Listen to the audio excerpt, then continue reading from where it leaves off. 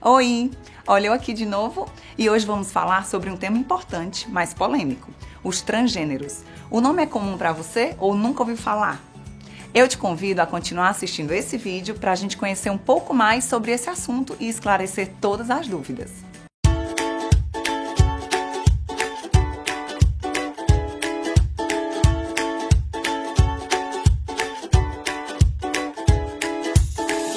Existe diferença entre transexual e homossexual? O que é identidade de gênero? Uma pessoa que nasceu homem pode ser mulher? Como os pais podem acompanhar um filho transgênero na infância? Essas e outras dúvidas vêm à tona quando falamos sobre diversidade sexual. Para começo de conversa, precisamos entender que a transexualidade é uma questão de identidade e não tem nada a ver com orientação sexual como geralmente a gente pensa.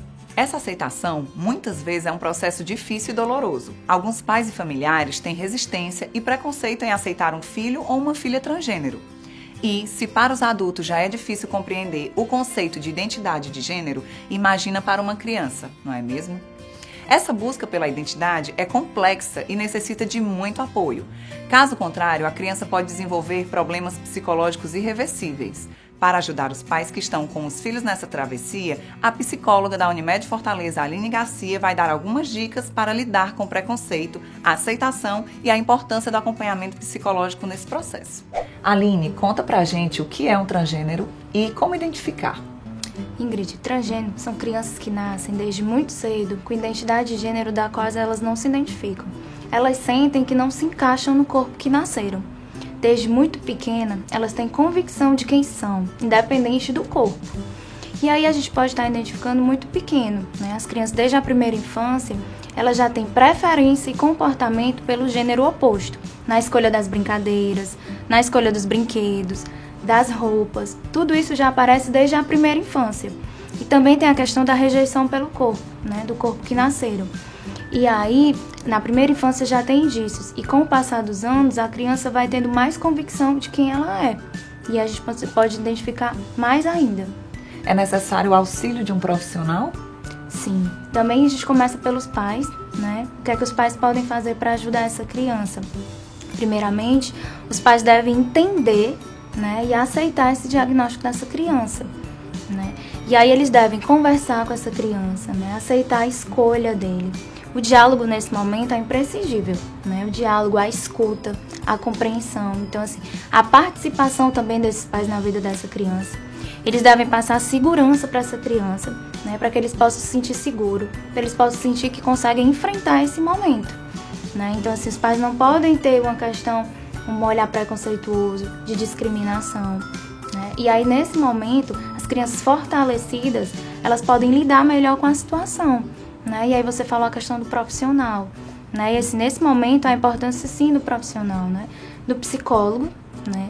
Para ele estar atuando junto com essa criança e com essa família também, né? Com as crianças no sentido de estar ouvindo essa criança, os sentimentos que estão perpassando, né, na cabecinha e no coração dessa criança. E que eles possam desenvolver estratégias de enfrentamento positivo para lidar com todo esse processo e lidar com a situação. Lidar com o outro também, né? Lidar com o olhar desse outro, né? E os pais também, porque os pais também fazem parte desse processo, né? Então eles também precisam estar fortalecidos, eles também precisam saber como lidar com essa situação, né? Então fala um pouco mais pra gente sobre esse preconceito que pode ser enfrentado na escola, na sociedade. Conta pra gente como lidar com isso. Assim, muitas vezes o preconceito a gente não tem como controlar, né? Se vai vir do outro. Mas o que é que pode ser algumas coisas que esses pais podem estar fazendo para ajudar as crianças? Na escola, eles podem estar conversando com a direção, para que sejam feitos trabalhos que conversem sobre o assunto, que conversem sobre o tema, para que essas crianças conheçam o que é isso, né? E acolham essa criança que está vindo. E muitas vezes, fora da escola, fora em outros contextos, a gente não tem muito como controlar. Então, a importância dessa criança estar fortalecida para lidar com tudo isso, né? Então, assim como eu falei, a questão do profissional e também dos pais trabalharem com essa criança esse fortalecimento, porque ela se sente mais segura.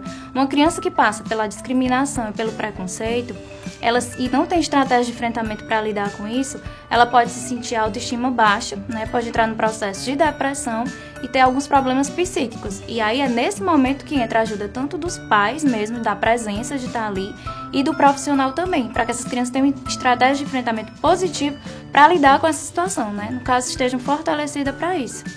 Então é isso. Eu quero te agradecer, Aline, pela sua participação. Foi ótimo nossa conversinha de hoje, muito produtiva, né? Eu também agradeço, né, estar aqui, porque assim, esse é um tema bastante recente, né, que merece realmente atenção e cuidado. Então, assim, também agradeço a gente ter conversado um pouquinho sobre isso. Depois dessas dicas da psicóloga, tenho certeza que os pais que estão acompanhando os filhos nesse processo de aceitação e mudança estão ainda mais preparados e informados. E a gente trouxe uma pessoa que está passando pelo processo de transição e vai conversar com a gente sobre como está sendo o processo de aceitação. Como você se identificou? Como você disse, não, eu tenho que passar por um processo de transição, né? Eu preciso agora saber quem sou eu. Pronto, no caso, isso veio mais com informação, né? Depois que eu consegui obter fontes de informação. Até então, sempre que eu tentava pesquisar alguma coisa relacionada, até na internet, até o material que eu encontrava, às vezes, era meio deturpado. Falava sobre transgênero ou travesti como se fosse um feitiço, como se fosse uma coisa depravada, alguma coisa assim. E acho que pra mim, eu acabei tendo essa noção, essa liberdade quando eu acabei aprendendo inglês e eu pude buscar informação em outras fontes. Tanto que a primeira fonte de informação realmente consistente que eu encontrei foi um livro, que o nome é Transbodies, Transcells, que é um livro muito extenso, 600 páginas, e ele fala da questão transgênera desde a infância até a terceira idade, abordando diversos aspectos, família, relacionamentos. E foi um livro assim que eu li, mudou tua vida, mudou totalmente. E depois você se sentiu sozinha nessa fase, até porque na escola a gente sabe que durante essa fase toda tem aquela questão do menino que joga futebol, da menina que brinca de boneco, da menina que joga determinado jogo, aquela coisa dividida.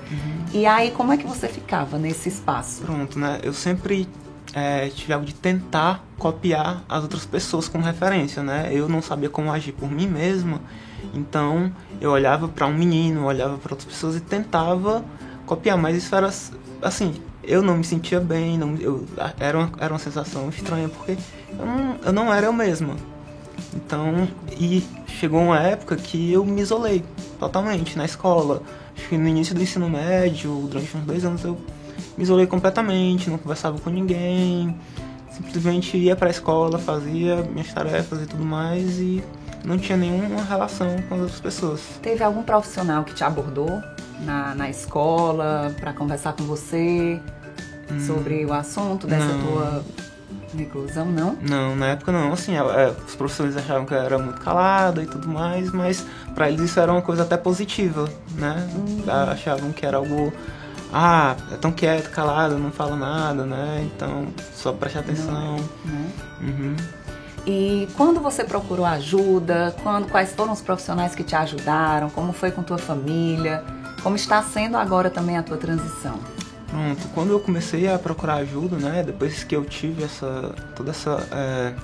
acesso à informação, eu decidi inicialmente procurar uma psicóloga.